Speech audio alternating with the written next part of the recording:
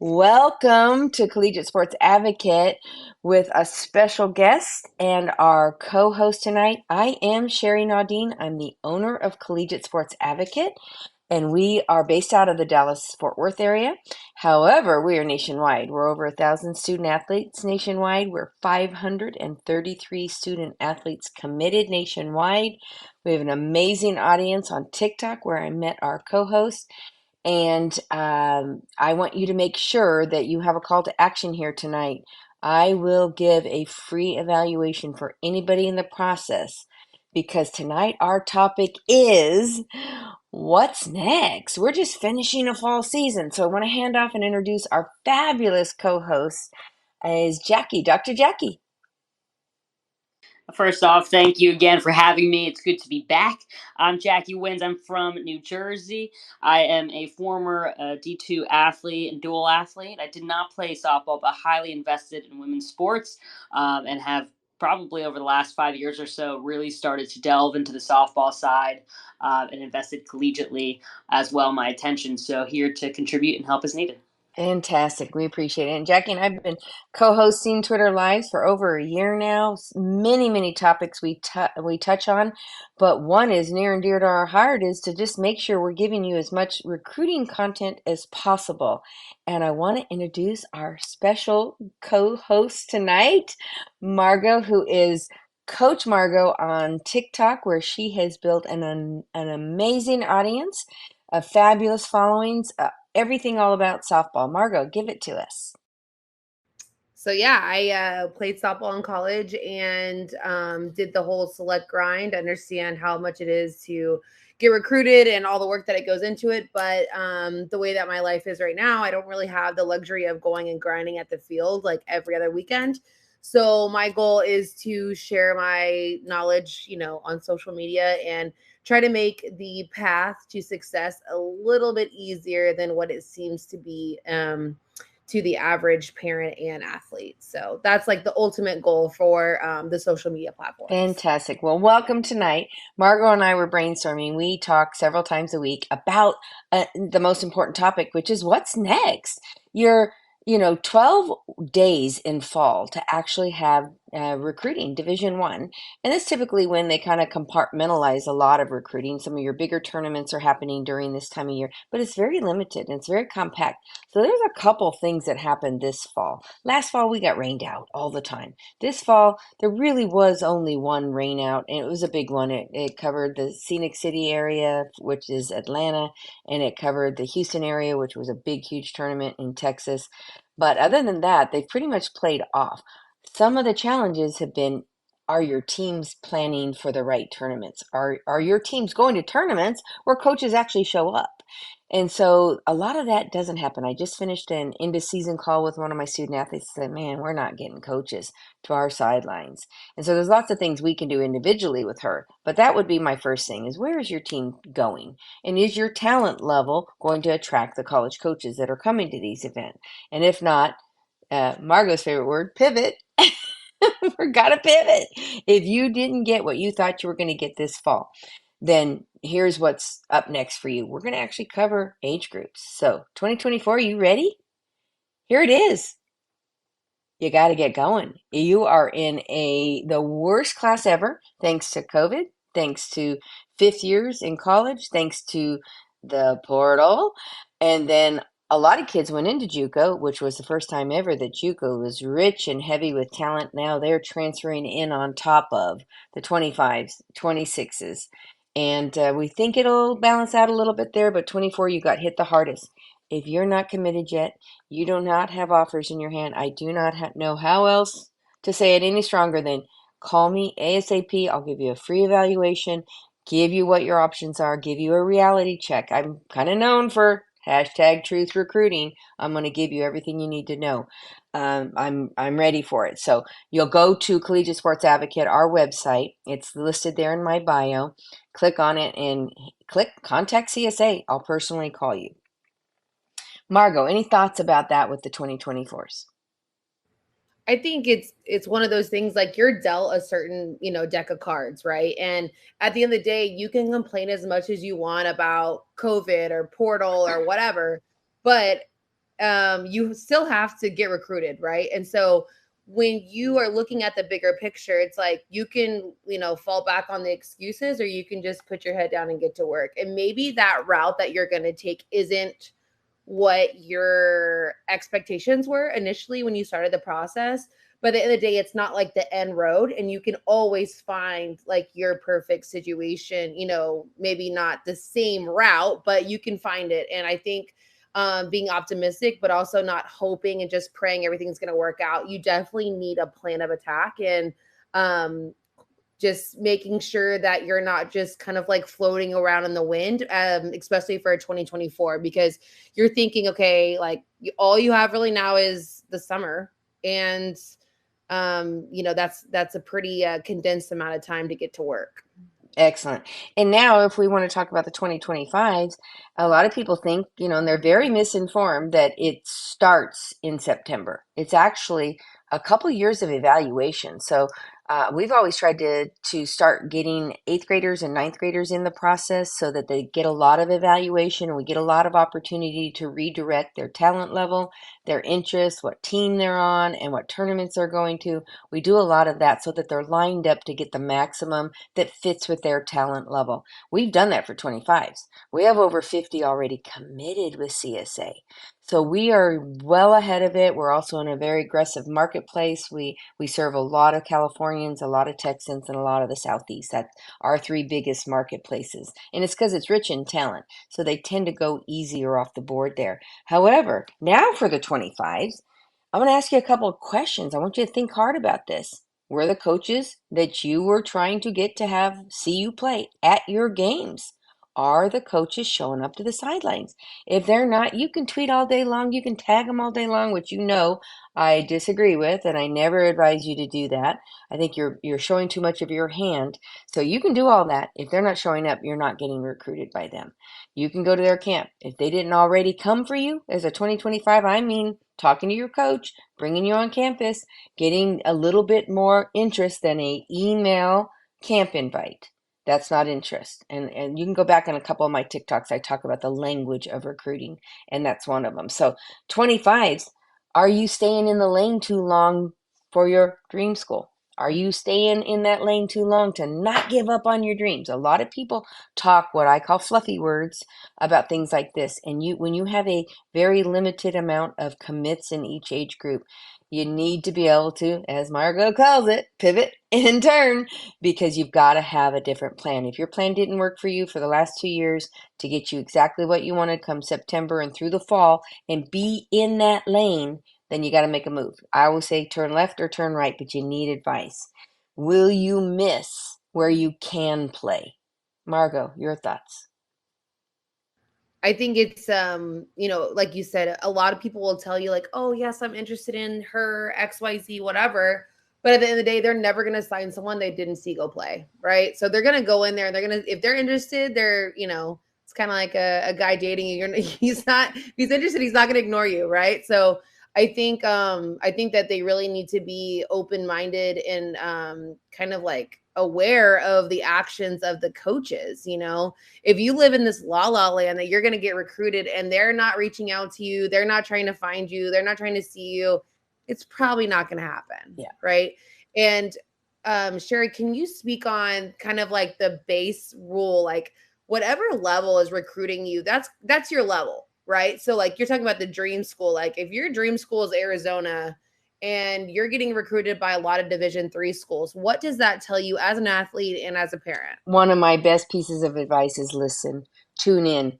Silence is the biggest response. Sadly, there's 1,650 college softball programs approximately in the country. They don't have time to interact with over 51,000 registered softball coaches. So they're not going to be able to pick up the phone. Like I've always said, oh, just hit reply and tell us you're done with that class or give us some feedback. It's just not that manageable, unfortunately. So you do need to listen to the silence. You also need to have self-awareness. Look and listen around you. Where else on your team is the layer going to? Who are you playing against? Are you playing against the Pac-12 or the Big 12 now where Arizona's coming into? And if those girls aren't committed at those locations, it's going to be very unlikely. I never say never, because the minute you say never, that one kid will be that diamond in the rough that shows up. But boy, I would never give you the advice to sit back and be that diamond in the rough. At least get in the game so you have options. Because I think what you're going to understand is there's a lot of options. And just because you want that big name school or that big football experience, I've had this so many times in my career, almost 10 years now. Oh, I want to go to a big school with a football team. I'm like, you don't play football, you play softball. Thoughts on that one, Jackie? We haven't heard from you. How about some thoughts there? You know, and this is one of the hardest aspects because it also could determine, right, a certain level of what are you more committed to, and that's a serious conversation for yourself as a student athlete. You know, let's say you get a D3 school, great in academics, and doesn't have a football team, right? And if your gripe is the football team and the experience, well, then that is outside of softball. You're making a choice there. Now, is your priority being a student athlete? Based on that is it's going to determine what is your number one priority, and you have to be real with that, because let me tell you, playing a sport at the collegiate level is a full-time thing, and so you have to make that decision on where you want to go, what do you want to be the focus, and make sure that you're real with yourself. Absolutely. And there are football programs and basketball programs and that college life experience at just about every school. I haven't had one yet that said they didn't have a great college experience from a cultural or environmental perspective, because that's one of the considerations. Like when you get on campus, another famous line we say is, you don't know what you don't know till you discover it. So go discovering it. This is why you want to get in earlier, so you have time to evaluate, time to discover. I had another call today where a family was saying, yeah, they kind of went by this school that's a D2 private school, and they're like, hey, this isn't so bad. It's kind of feels a little bit more comfortable to what we're looking for. But, and then we have a full-fledged discussion. This is our end of fall conversations that we have with our clients. So we're redirecting, we're pivoting and picking new lanes or adding new lanes or getting more information and understanding what it is we're actually trying to get recruited for. Margo?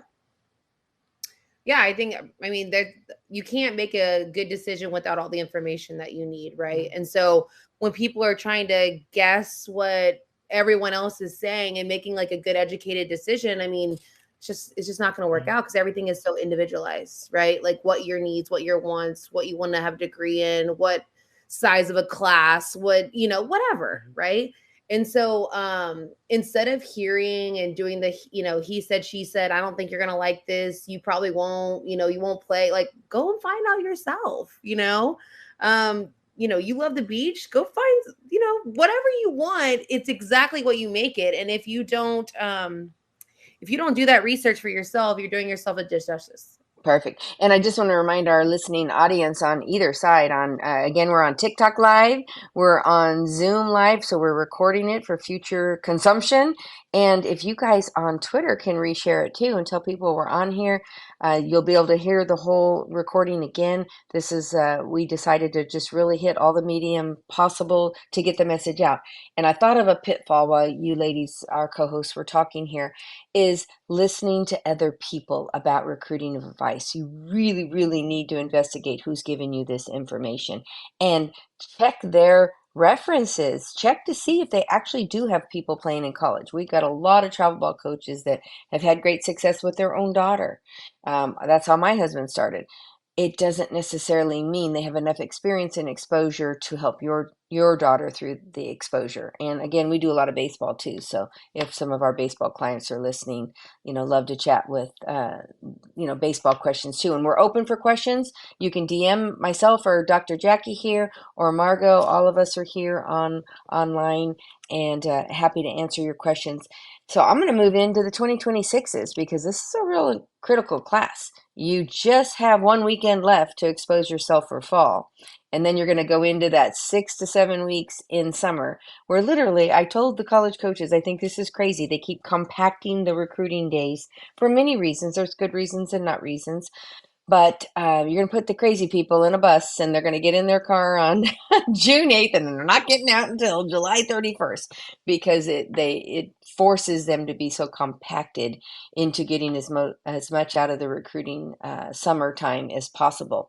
So then the pressure's on. You didn't get enough in fall. You weren't involved as a freshman out there really taking exposure seriously. So now you're behind the gun. And now you got to make up for 2 years worth of not exposure in order to get exposure. So you really do need a lot of very direct guidance. And so some of the notes I put here is, do you have the coaches that are getting you on the right fields? Are you attending the right tournaments? I had a conversation with one of the student athletes today that said, well, we just didn't get into the right layer of the tournament, right?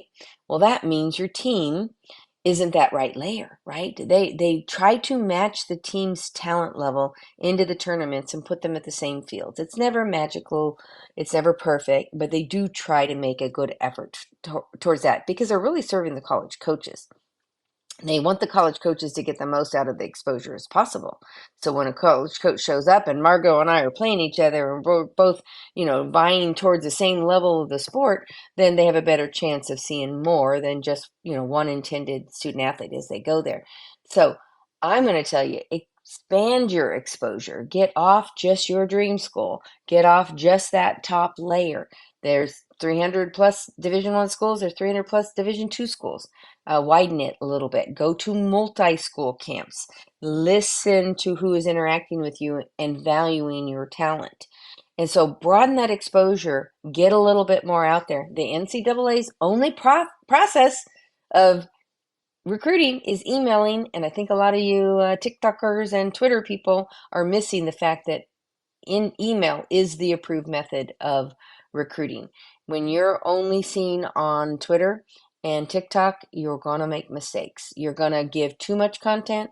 You're tagging too narrow of a scope of college coaches. Again, I wouldn't tag any of them. I would go and follow their method of recruiting. They want email, send them the emails. Invite them to see you play. That is the right way. Get on the right team.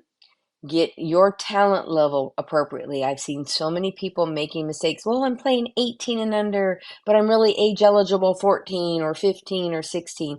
And they think that that's a good thing because they're playing against top talent. It's not where the college coaches are recruiting. The college coaches for Division I and Division II top level are recruiting in 16 and under. Play age eligible. If you're 14 eligible, play in the best 14 and under team because they're not ready for you if you're 14 and under. They're not ready to evaluate you seriously and commit you. They're ready in 16 and under. Battle it against that talent level. Margo, have you seen some of that out there? So, yeah, I think one, play your age group, right? And we have a guy on TikTok that says he said that college showcase baseball and softball are the biggest cash cows out there. And I would say they can be, but it really is the best way for you to be exposed to the college coaches that are going to be there, right? So, Sherry, I mean, I can how answer else that would one for sure. That sounds more like a baseball thing. So baseball is run a little bit differently, and they really are doing a lot more showcase instead of tournaments that have showcase opportunities. But on the softball side, it is still the best way for the college coaches. They haven't gotten into the 5 tool and the perfect game where you just got a bunch of kids running around on a field and you're supposed to, be able to decipher between their talent level. On the girls softball side, if you're going to the right events, it is the right exposure. But I'm going to agree with him on some of it. There was some tournaments this last weekend that were low-level tournaments that were not good college attended. They got some college showcase, opportunities because there was another event in town that was attracting them. However, the competition wasn't their talent level. And boy, I had 2 phone calls from coaches this morning. That's why I made that TikTok this morning. That, man, it's just tough to judge the talent level when you're playing an opponent that doesn't play at the same level. And that was just due to a rain out, but a lot of people make that misstep. That's when it goes back to finding the right team and coach that understands where they should play to get the proper exposure. I'm going to agree with that gentleman on TikTok and say it can be a cash cow. A lot of the school specific camps are a cash cow. I mean, you just can't get recruited when you go one-on-one to a major camp with hundreds of kids and you're trying to go to, an elite level school that's never come to see you play. Again, 533 kids committed. That's how we're doing it on the softball side. We've got about 20 plus baseball committed in that number. So we're getting heavier in baseball, but I'm going to agree with him on baseball. Got to be careful. You can't just go play that kind of showcasing. You got to compete. I'm going to add another one. I got so many, Margo. Had a college. Hold on, hold Yeah, on. So we have a 2025 mom on here, and she's saying she just started, like the whole process is brand new to her. And I don't think she heard that you're offering like free evaluations, basically whatever you need just to kick off, your recruiting process. Like absolutely. you can get with collegiate sport athletes advocates. Yeah, Yeah, that's tongue collegiate twister for sports me. advocate. Yeah, and understand a little bit more about the recruiting process, especially if she's a junior. Yeah. That is like prime time to like just, I mean, get the ball absolutely rolling and see what your options are. It's not like you can, eat from the whole buffet, but there's definitely a route that you can take. And Sherry can help you out with that. Fabulous. So we had college coaches at an event this weekend, got a lot of chat time with them. And one of them said they were shocked to hear that a major organization, a major travel club was saying that winning's not important. And I'm like, okay, that's what they want to see. They want to see the kids that can hit, catch, and throw and can perform their talent at the top level, but also can compete and understand winning because that's the part of the game in the showcasing that I think is a money grab. They don't get to see that if they're just showcasing and not competing. So I think you have to have a balance of both types of tournaments. Anything else off TikTok Live? No, we can move on Okay. to Excellent. 2020. I'm going to insert a couple things here that I think 24s and 25s are missing to why they're not getting in the recruiting game quick enough. And this one usually gets me some controversy. And so bring it on. I'll talk to you live about it. Test scores. Colleges are not waiving test scores. They might say they are. But if you go in thinking you're going to be an exception to the rule instead of doing what's right, get your test scores. You need a solid test score. Your sophomore year in softball. Ladies, go take your PSAT. Take it again 2 or 3 times your freshman year. Get tutoring. You've got to find a way to master this to help you. If you've got an above 25 ACT, above 3.5 GPA, all your different scales, you can equate them there. And you've got top talent, you're opening yourself up to a lot of choices. If you're thinking you can ignore it and you're thinking you can wait and you're skipping it, we know you're hiding a bad test score. Jackie. I was just going to comment it in some specific areas as well, and something that you mentioned in regards to social media, and something that I've been sort of telling some of the athletes at my school is if you're known for your Twitter or your X, whatever it is at this point, right? It's usually not a good thing. And so you don't want to, having that social media presence, and we've had this conversation before, as long as it's clean and it's done well, right, and run well, is fine. But you don't want to be necessarily known for that. You need to do the work. You need to write the emails that you were mentioning. You need to actually, involve yourself in the process. But as you said, they need to be showing up at your games. They need to actually see you play, and so on in that area. But I was just, when you were talking about that earlier, it made me think of many of our conversations that we've had in the past, and that it's important that the process isn't treaded over lightly. This isn't easy. Yeah, it really helps the college coaches understand who can compete academically. We had a situation this fall with an offer and a visit, and the coach was blown away by, the translation of the transcripts. The GPAs are different in different school districts. And when it came down to it, it was a very low score. And this coach was saying, I don't know if I can take a risk and be worried about a kid being academically eligible when they get to school because the coach has no input over that. The coach has no ability to control that. So 3.5 and above, let's go. Let's get those grades on. Margo, any final thoughts before I move to 27s? It just goes to show you like the amount of growth softball has had since like I started getting recruited or whatever. I mean, I remember there was, you know, a couple academic, maybe questionable people, but the majority of the girls on the team made great grades, right? But when we were having conversations about getting recruited, like that really wasn't like a topic, right? Because there just wasn't as many girls to pick from. And like it wasn't a whole conversation, you know? And now it's like you not only have to be a good softball player, but you have to make good grades, you know? And it's just like there's just so much more competition. And I really think, like you're saying, like they're not gonna budge because if you're a 2.5 student, you know, 2.5 GPA, and then you can find a girl that can do the exact same thing and she's a 3.5, why wouldn't you pick the 3.5 kid? And this You know, is like what why would you absolutely we say they have choices. They have yeah, like why would you automatically 475,000. make yeah, I mean, come on. So if you're gonna put that, just assume it's gonna take off points off your like total score. You know, like you're already starting lower down the barrel of like you know recruits because you don't have the grades, you know, to make it or whatever. And at the end of the day, they're not gonna risk you failing out and then them having a hole in the lineup and then putting stress on their season. So there you go. Make your grade. And I'm going to add on to that because I want to honor the people that are listening, the people that do tune in on our Monday night Twitters and on our TikTok lives and on our pages because you're the ones that are doing the right things. You're getting educated.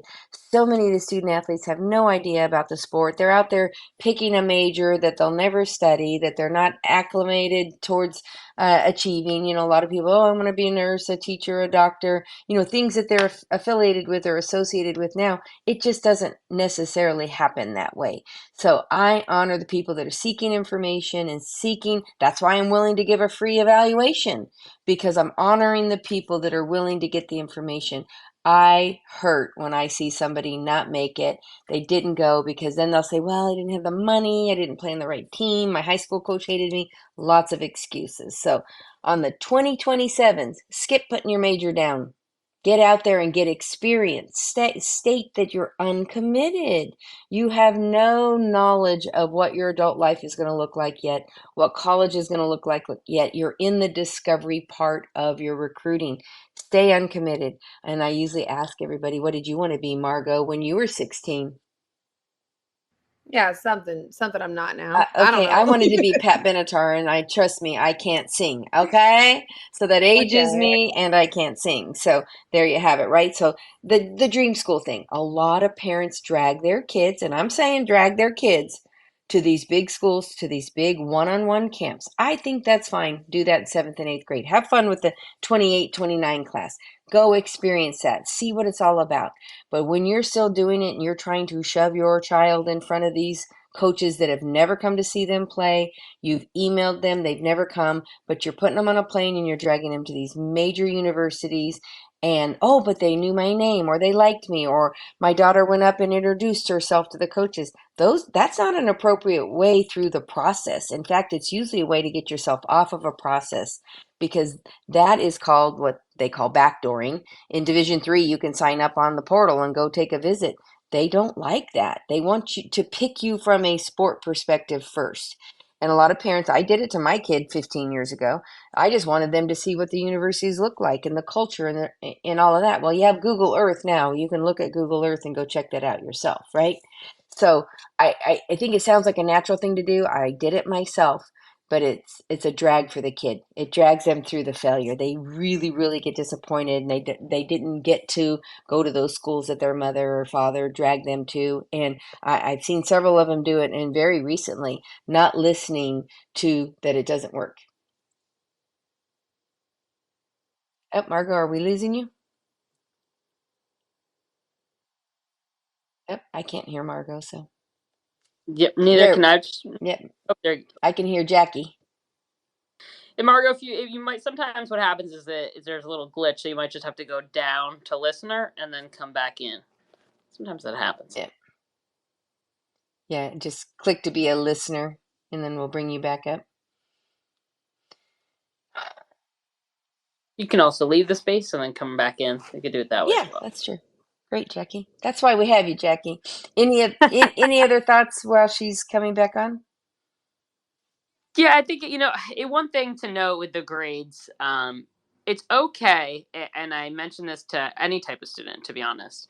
if you're struggling, right, that freshman year, right, that transition's hard, and that was a tough year for you. A lot of colleges like to see growth, so really focus on continuing to just do your best. Everyone knows junior year is really hard, right? But don't give up because maybe you had a couple bad classes your freshman year. Continue to see growth, and really work at your classes, and invest in that side of the process, because as we've talked about, you know, the opportunities, unfortunately, right now in NIL and others across women's sports, there's a very small percentage that's getting a ton, right? And then the other, you may not get a full scholarship. So it's important to keep that in mind to put yourself ahead. Awesome. Margo, I can see you talking. I'm not sure if you can go in and accept the request to be a speaker. See if you can request to be a speaker again. I shot a request too. Okay, awesome. So she's ahead in, yeah.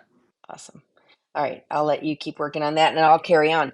So on the 2027s, skipping your major, go check out a couple dream schools before you get in your freshman year. Go check out a couple of camps. See and do some self-evaluation. Is your student athlete's talent level at that level? Like a lot of people say, oh, well, she's young, she's working on it. Well, you're going to see who the top talent is and who the top talent isn't. So we're still looking at Margo talking, but I'm not sure if she's gotten back in. Give her a second here. Yeah, we're waiting for you, Margo. Can you click on accept to be a co-host or speaker on Twitter? We're trying new technology. If you guys don't know this, we're trying TikTok Live, Twitter Live, and Zoom all at the same time. Okay. Well, I'm going to finish on this side and go 28th, 29. Your job as 7th and 8th graders is to do the work. Get your talent ready for recruiting. If you're putting up content up on Twitter or up on any medium where you're putting live footage, I would caution you to get to work and work in silence and build it up so where you're prepared to put it on the field when you get there. And then create a reputation for yourself, create a reputation for your team. Those are the most important things you can do because you want to engage the college coaches in the natural chatter. Oh, the Zoom just ended. Oh, bummer. So I'll finish here on Twitter because we do record it here too, and maybe we can merge them. But make a reputation for yourself. Work in silence, create a reputation, and be on the right team playing against the right talent level, and again in the correct age group. What are your thoughts on that, Jackie? Yeah, there was a bit of time, right, where you would play up in your age group because around town, things like that, there wasn't enough, opportunity, right? And at that point, depending on where you were at, and your location, you wanted to play up because either there was better competition, maybe different aspects. At this point now, unless in very few areas that's still too much of an issue, but there's a place where you can play at your age group, where you can find, and that's really where you should be playing. You don't want to be bouncing around 18,000 times. Find a place where you can play, and not just where you'll be sitting the bench and it's a nice name of a team, right? But where you're able to get in and actually play and get in front of coaches. Fantastic. And I've said this before, but finding the right team and the right organization, gives you some flexibility to move around in the same uniform and not make it such an eyesore, because then you have to be careful about how many times you are changing teams in order to make something different or better for yourself. And there is a time and a place for that. But I would say when you get into the second year 14s, you should have already had a great evaluation to understand where you can play. So I see her requesting. I'm not sure if you're able to click her in there, Jackie, but I think Margo's back here. There you are, Margo. Hey there. There you go.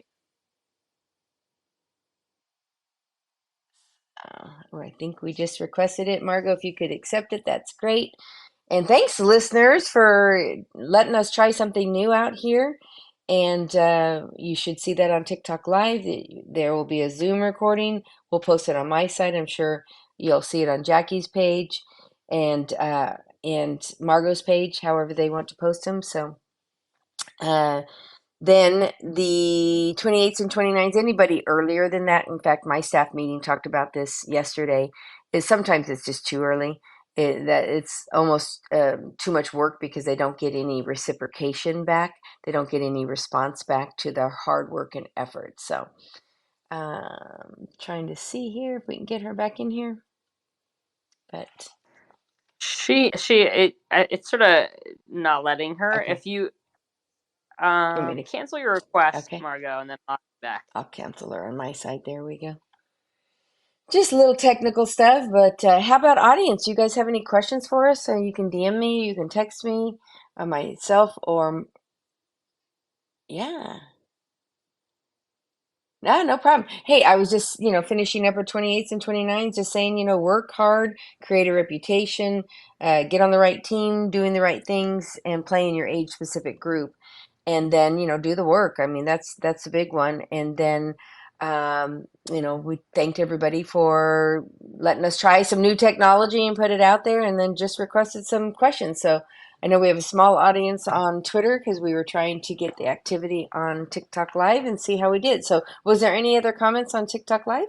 Yeah, so they have a couple questions here. It says emailing them, like, when you say email, I know the answer, but you tell them.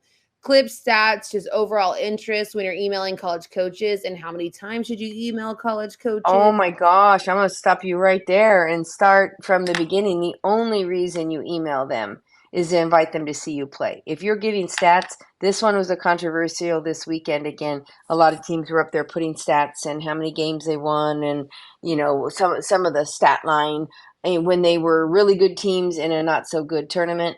And so they're very skewed and the college coaches know they're not looking for your stats. In fact, when I always say be humble, be a team that, knows what you're doing. And, if you get a rain out and you get moved to another tournament, this happened at Scenic City, this happened in the Houston area, it happens. You just, you lay a little low on it, but, blasting out one of my pitchers said, hey, should I put this perfect game out there that I pitch? And I said, does it add value to your recruiting process? Does it make it something that the colleges you're trying to attract will go, wow, she really beat a good team?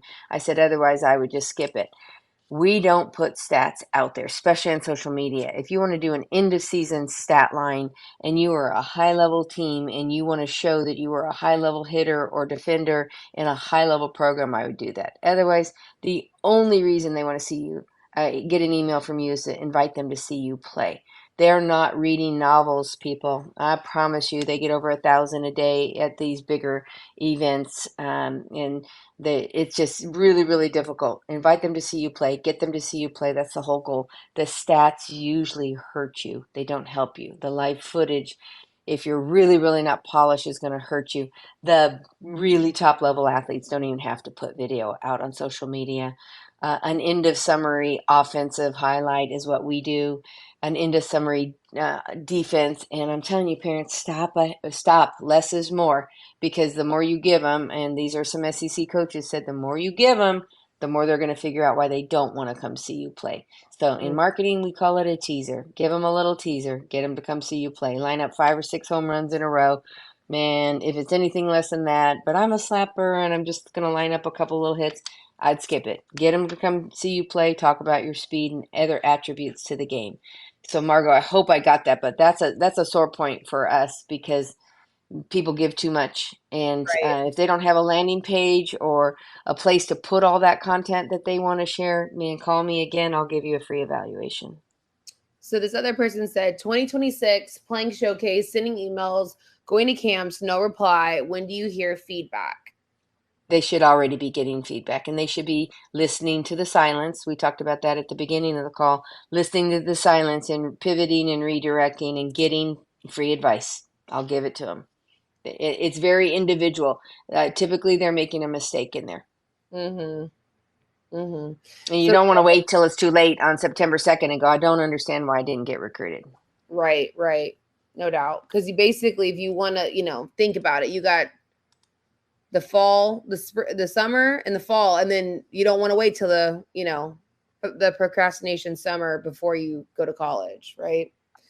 How many I positions just should had a coach. I just had a coach say thanks. He's never listened to my lives before, and he said good information and listening right now. So thanks, coach. We appreciate that.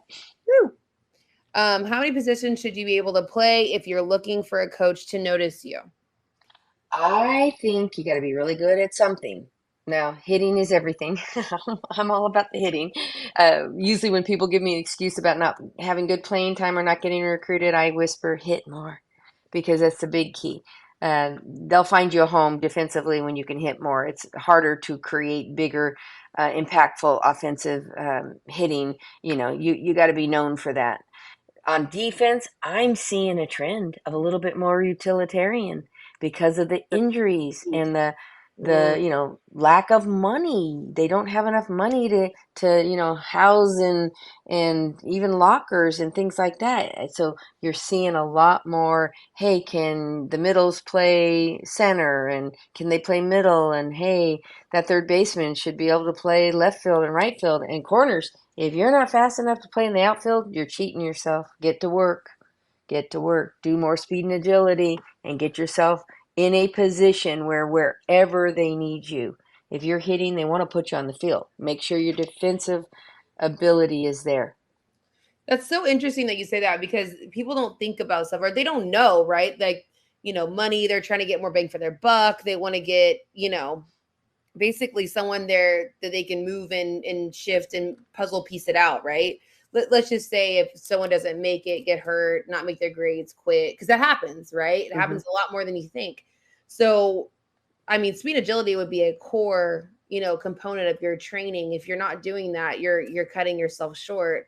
And then the other thing is, speed puts pressure on anyone, right? I mean, even if you're a power hitter and you're fast, think of how many triples you could have compared to doubles.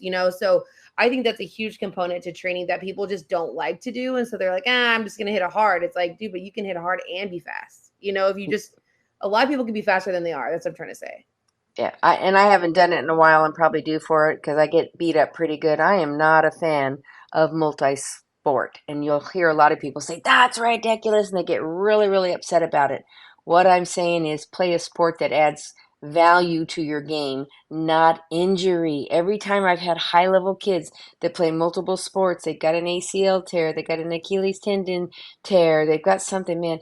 Do cross training, do track and field. Go throw a javelin. We've got 2 track stars on our page right now. Go get out there and do something that adds value to your game. I'm an ex-Californian. Those girls played water polo. Talk about getting your arms ready. Talk about Mm. full body workout. But running, my daughter played at Kansas, and she said the more you learn to love to run, the less you hate it. You got to run. Running is a core component of being an athlete. I think a lot of another component to like training in general that people, I would say athletes right now that hate doing it, but like they're missing like a lot of strength in their swings, throwing, is like core training and just not really like realizing how much stability it gives you in your throwing progression and it gives you in your swing.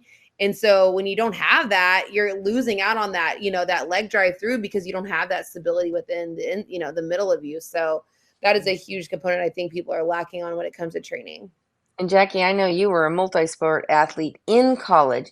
We don't see that much anymore. In fact, I had one that got recruited in volleyball and softball, and unfortunately, she ended up having to choose one. What are your thoughts? I mean, it all goes back to, one, what you're able to do.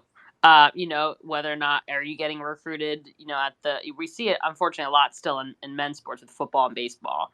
But we don't see it on the women's side. And I think that attributes to the fact of, you have to try and be good at one sport and then going to that one training aspect. Um, you know, can you get recruited at the same level, right? Because you may, let's say, at one sport get, let's say, a D1 level and then D2 or D3 at the other sport. Can it be at the same level? And do you want to play? Some they may get recruited, let's say, swimming and softball. Let's say, one's D1, but they say, you know what, I want to play both sports. And so unfortunately we see a lot just, sacrifice one But it really comes down to what you're able to do and what you want to handle. Yeah. Because two sports is a ton. One sport's a lot, but And I being think able to that's what happens when they get to college. The commitment to their sport in college is a full-time job. Then what we see is it's so competitive now, it's difficult to sit back and just because you're a great athlete, think that you can compete without giving. I always say it's math. You give 100% to your sport or 50-50 to your sport. At some point, somebody's going to beat you doing 100% at your sport. There's just too many choices. Going back to what we talked about earlier, these college coaches have choices now. You got to be really, really good. Absolutely. And I think what a lot of people don't realize is that, you know, the coaches have to also want to work together. Um, you're not only looking to recruit in one sport, and sometimes they use it as an advantage, which we're seeing a lot on the men's side, right, with football and baseball. Those coaches are working together, especially at the D1 level, to say, hey, let's get them both on campus for both. You don't really see that yet in women's sports a lot. It's very still segregated based on sport and hey, how much time are you going to spend here versus there?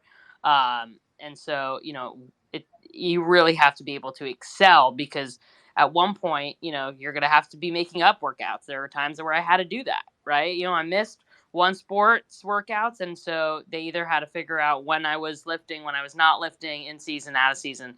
So, it's not easy. Fantastic. Great input from somebody who did it. Margo, back to you. Yeah, they another question is, and we've kind of gone over it, but are showcase travel ball teams important or going to college camps you like to play at? Question.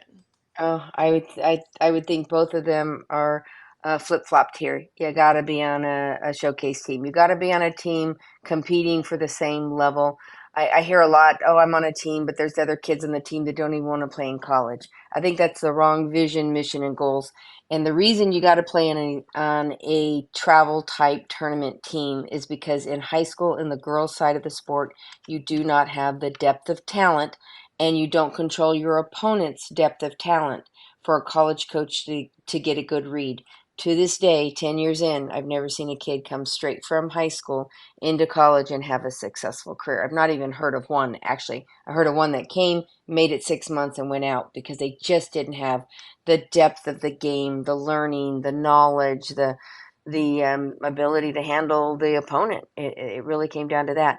And on the camp part, you don't get recruited going to camps. You got to get them to see you play, then go to camp where they then put you against their other target athletes that they're looking at, and then they decide. So the NCAA flips it and says, go to camp, pick your major. It doesn't work that way. I haven't seen it work that way. It might work, some people might have had anecdotal experiences with it, and it might have come off very well for them. It's not what's happening in today's environment. So that's a good point to make. A lot of people think, they go to the camp and it's kind of like the Price is Right. You're going to go to the Price is Right. You're going to get picked and you're going to win $30,000. Like, it's just, that's what that has to happen, right? Because that's what the universe wants. No, it's not, that's not how it happens, right?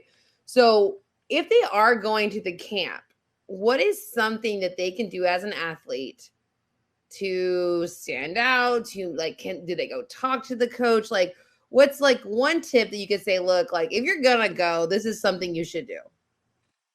Hustle. I heard it from a baseball TikToker the other day, Margo. I think you even tagged me on it.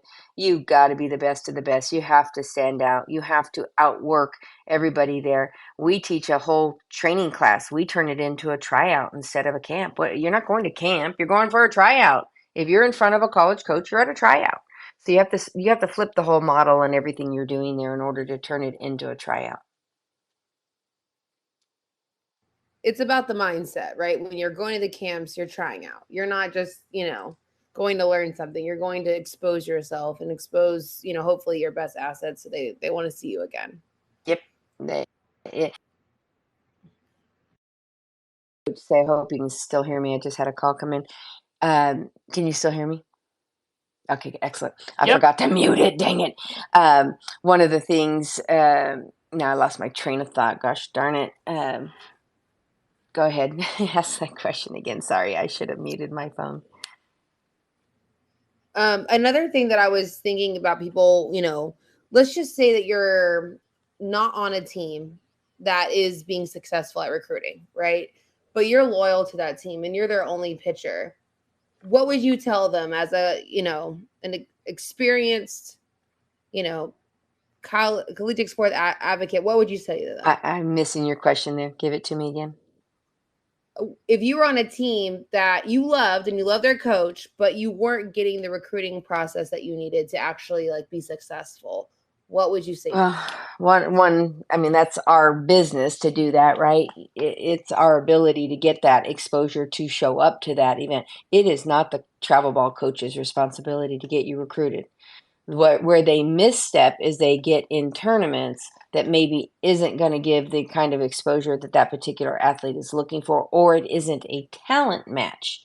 But I'm going to defend those travel ball coaches a million times over. Their job is to prepare them to play in college, not to get them recruited. They're part of it. They all want to do it. It's the fun part of the business. When it's successful, it's also the throat choke if you don't get them recruited. That's how come a lot of travel ball coaches lose their team and lose their talent, and that's why there's turnover on every roster, because they don't get them recruited. It's not their responsibility.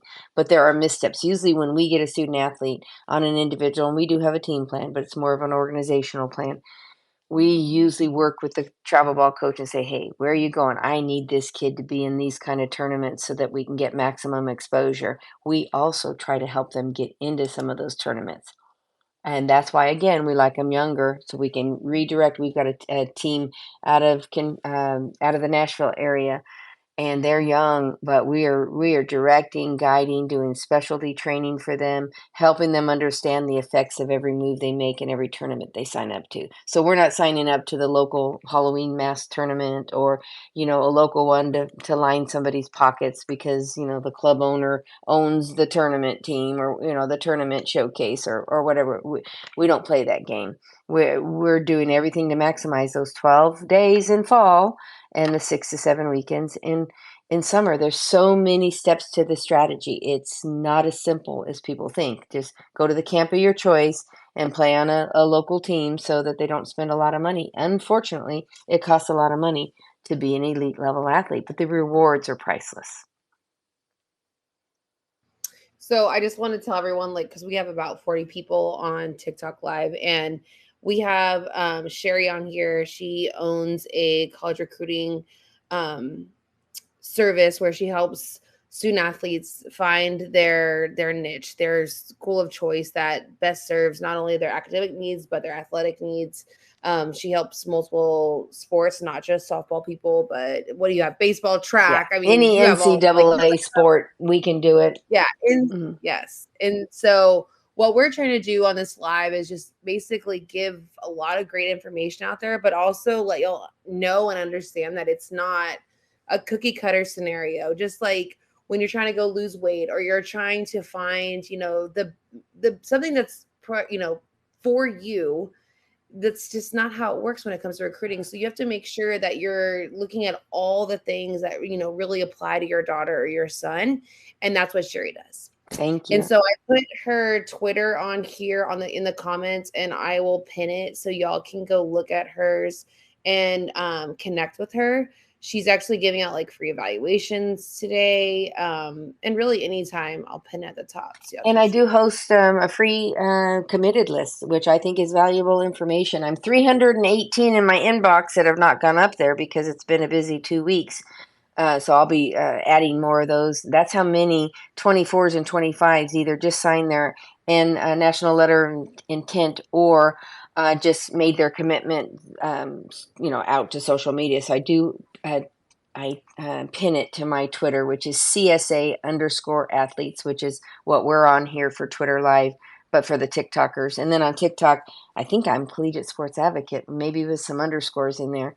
But you won't miss us. That's how I met Margo. Thank you, Margo, for tonight. And Jackie, my co-host, we've been on Twitter Live together for over a year now, just hitting on as many things as we possibly can. Jackie's a doctor in education. And Jackie, do you want to bring us home for the night? We're almost to an hour. I can't believe it.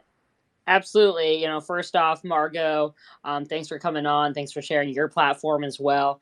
I think the beauty of this is the fact that we're able to spread information about women's sports, about softball, about the recruiting process, in which was something sort of hidden, right? If you had a parent that knew about it, then you sort of had a leg up. Now we can get information at any time, anywhere. So first off, thank you to both of you for allowing me to be here and listening on your guys' conversation.